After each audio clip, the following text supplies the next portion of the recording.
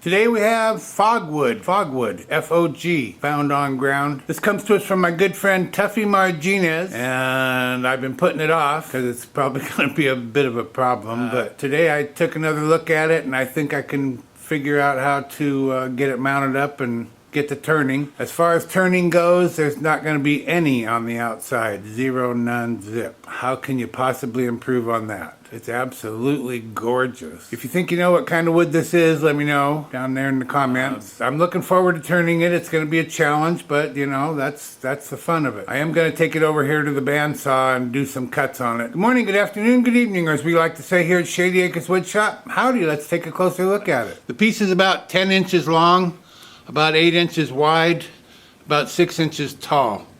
I'm going to do some trimming on it at the bandsaw. I'm going to cut this top flat. I'll show you how I'm going to do that. And the same with the bottom so that they're parallel.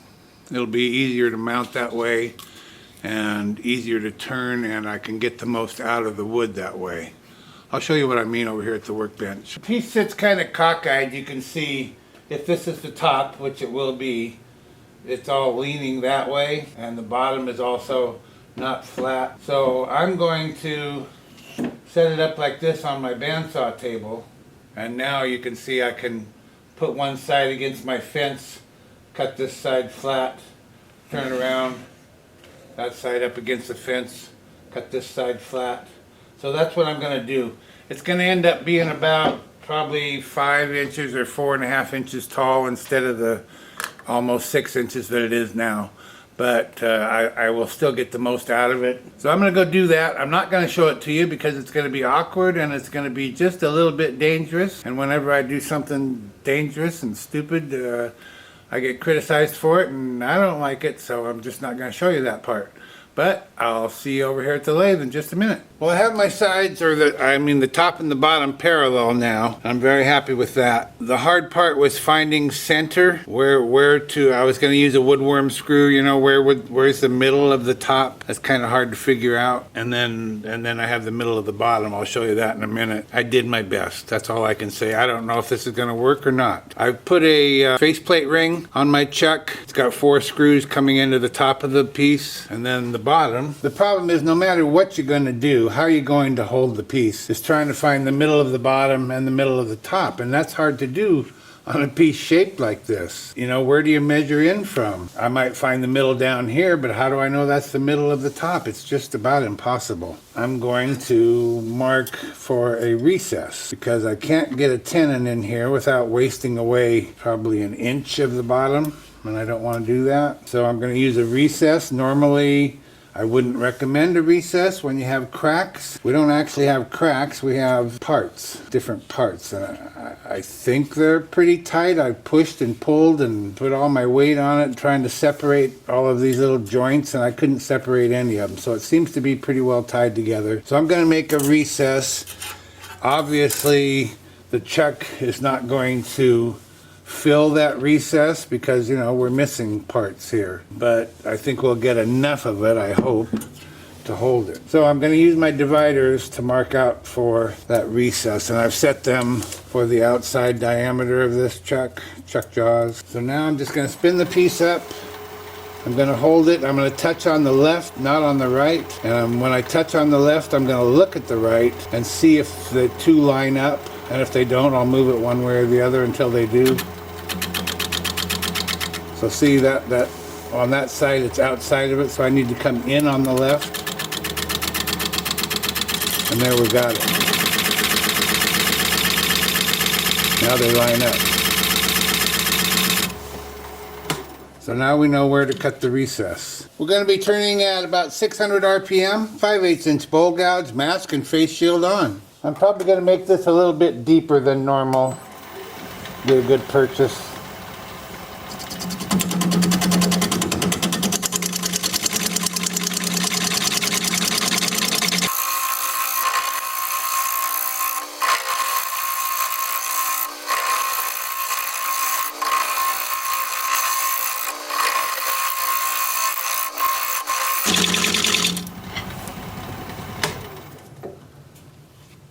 I'm going to switch to my dovetail tool, put a dovetail on the edge here.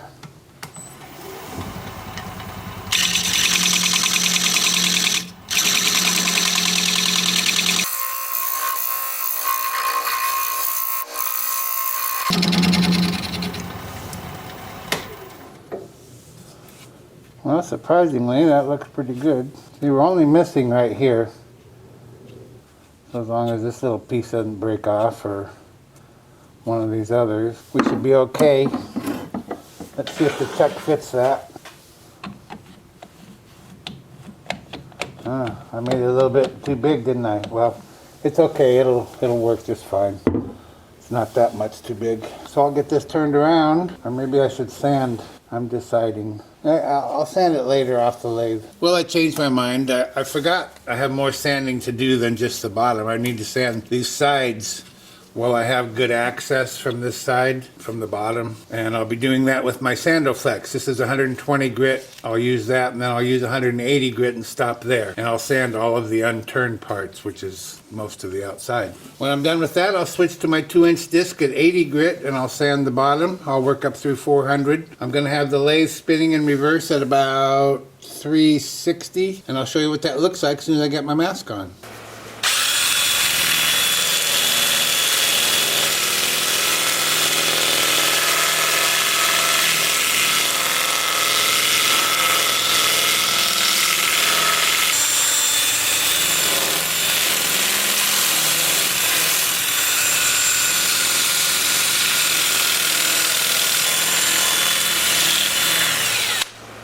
And obviously I'll be doing a whole lot more of that, but that's what it looks like.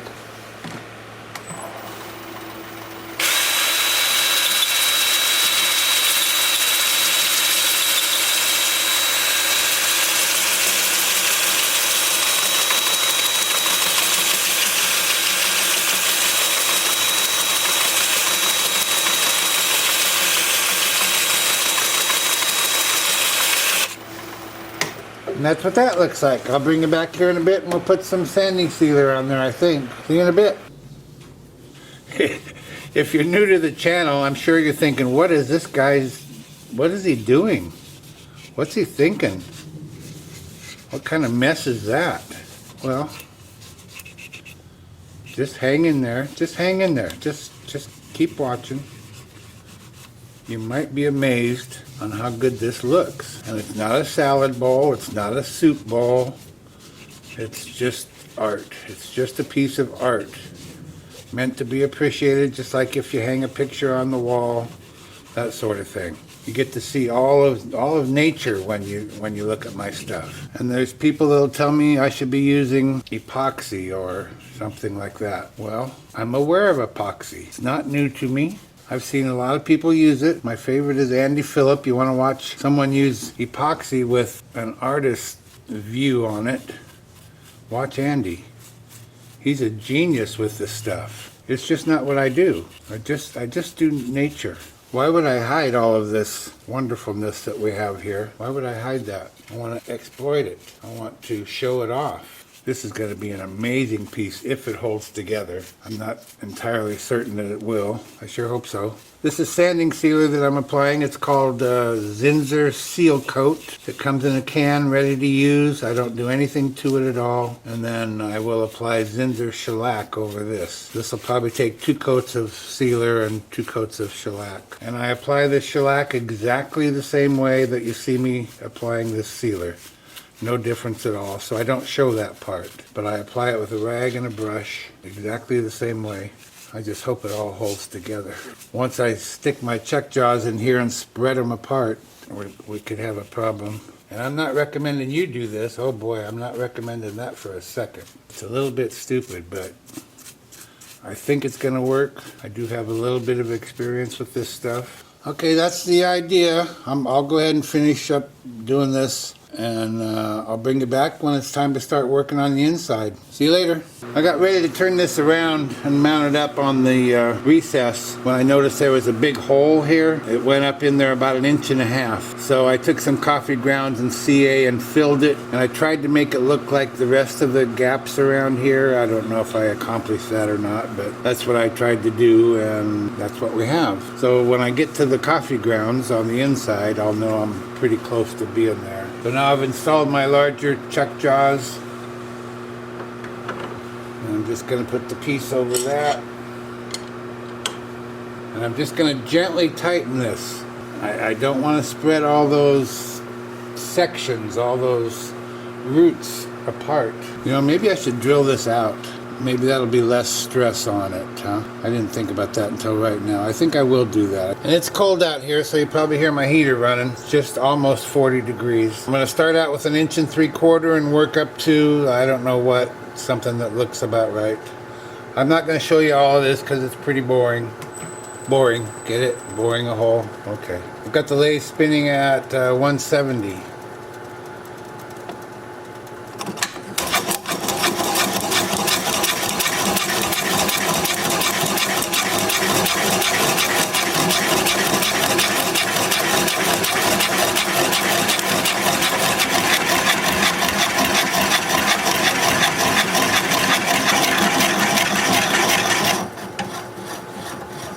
So that's pretty much what it's going to look like. Like I say, I'll just go through the steps up to something bigger than that. I'll bring it back here when it's time to start turning. See you in a bit.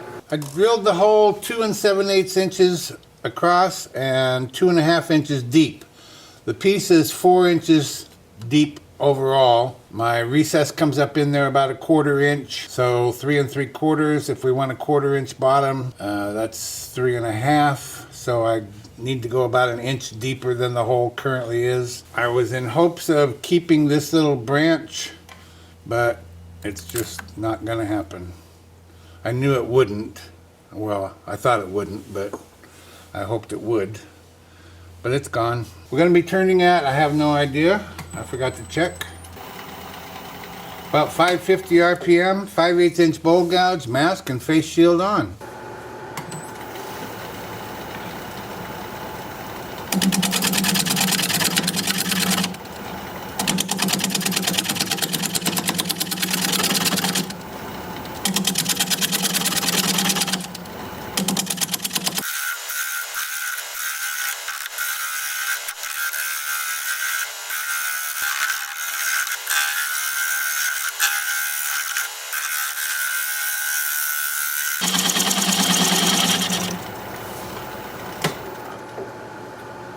Trying to take small cuts so that I don't stress this piece too much. I did have to open the jaws a little bit more after drilling because it had loosened up, so I'll be checking that periodically. The more we remove from the inside, the more all of these little sections will become disconnected, or the possibility that they'll become disconnected increases. So I can't really go too terribly thin. We'll just see what we can do.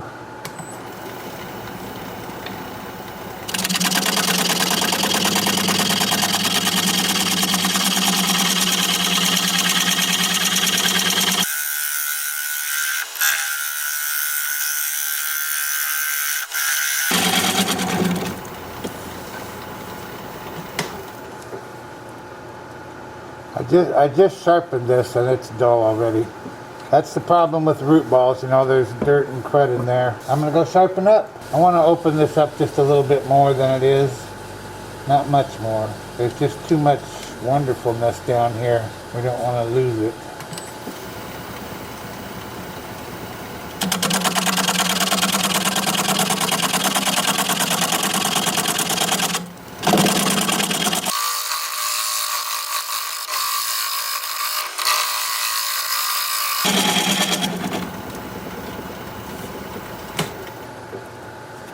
See what that looks like. I really like this feature here. I don't want to lose too much of that. Yeah, here you can see the bark inclusion here? That's what's holding this to this. So the thinner that gets, the more likely that these two pieces are going to separate. And that would be a bad thing. But still, I'm going to go a little bit wider than that.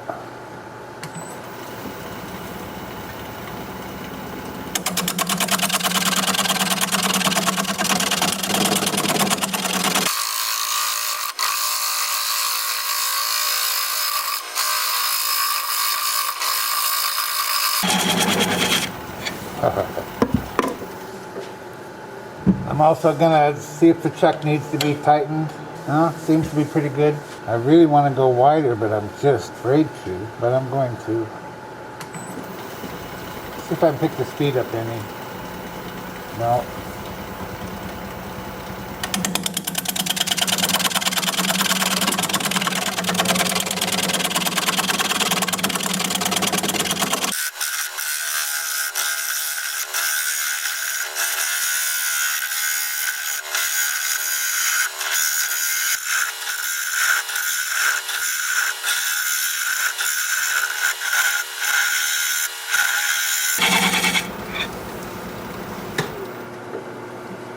That might be my coffee grounds there.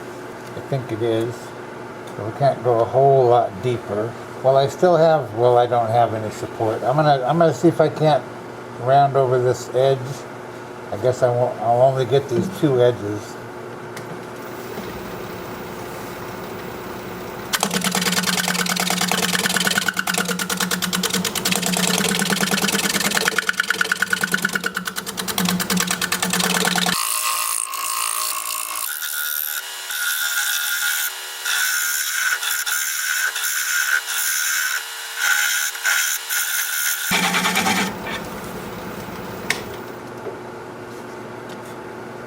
Yep, that's the coffee grounds.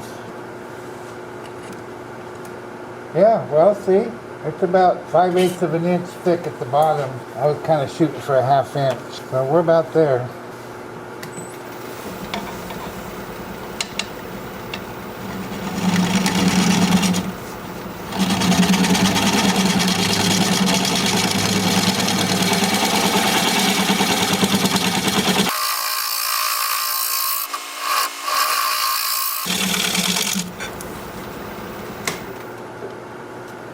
I think that's going to do it. This wood is not particularly hard, and I'm a little afraid to use my scraper in there. Well, let me put a fresh burr on it. We'll give it a try. Hope I don't regret this.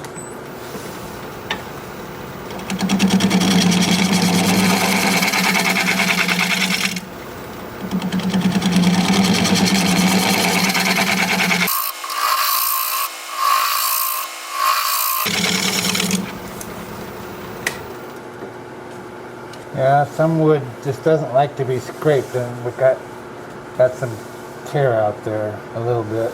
Not bad. Yeah, okay, that's what I had in mind. This will get rounded over when we're sanding. It'll be a little smoother. Yeah, I like it. You like it? Time for sanding.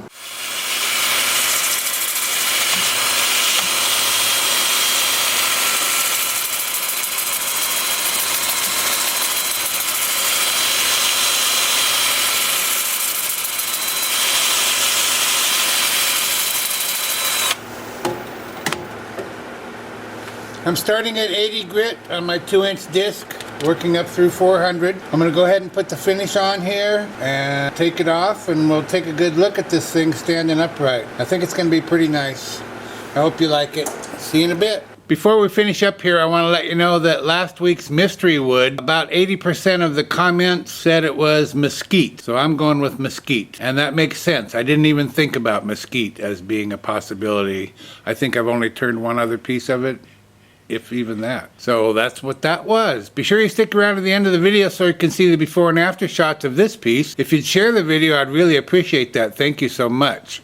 Well, here it is. Another mystery wood, fogwood, found on ground, bowl in the books, and it is a doozy. It's just beautiful. I suppose this is not everyone's cup of tea, and you might just think I'm crazy, and I'm so sorry for that. And a lot of my viewers will give me credit, and I'll take a little credit for making a hole in it and polishing it up, but the rest of it was just there. It was already there. Look at.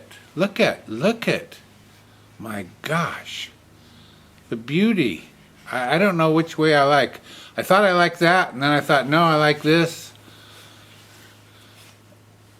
I just don't know which way to go. I just like them both. I've looked in here for monsters or animals or people, or the only thing I can remotely come close to being is this guy right here. Kind of looks like, I don't know, something out of the sea. Just because he's got an eye, kind of a rounded head, flat nose. An eel, maybe. I don't know. Kind of looks a little bit like a lion sometimes. You see anything in there besides awesome beautiness? Look at this. The way this curves around. I love that. I'm excited for this one. This is a new favorite of mine, that's for sure. I want to make that into something, but I don't know what it is. Maybe you see something in there. I did sign it. I didn't put a type of wood on there because I just don't know. Way up here. Way up here. It says my name. I'll put the wood on there just like I'm going to the other one. Mesquite on the other one. If you guys know what this is, let me know. Tuffy didn't know. He found it somewhere. And I'll tell you what, I have another one. Very similar, only larger. Sitting right over here. Maybe I should have brought it over. But it has this very same curve to it right there. It has that. It has that. And this is a root ball from out of the ground. But like I said, it's not everyone's cup of tea. If you don't like it, you don't like it. That's okay. Thank you, Tuffy Marginez, for sending this along for all to enjoy. If you like this video, thumbs up, please. I'd sure appreciate it. If you're a subscriber, thank you very kindly. I truly appreciate that. If you're not a subscriber, you might consider becoming one. I put out regular videos about one a week, and I'd like to keep in touch. An easy way to subscribe is just click my picture you see there near the end of the video. I love reading your comments. Please feel free to leave one. So for now, this is Phil, Shady Acres Woodshop, signing off.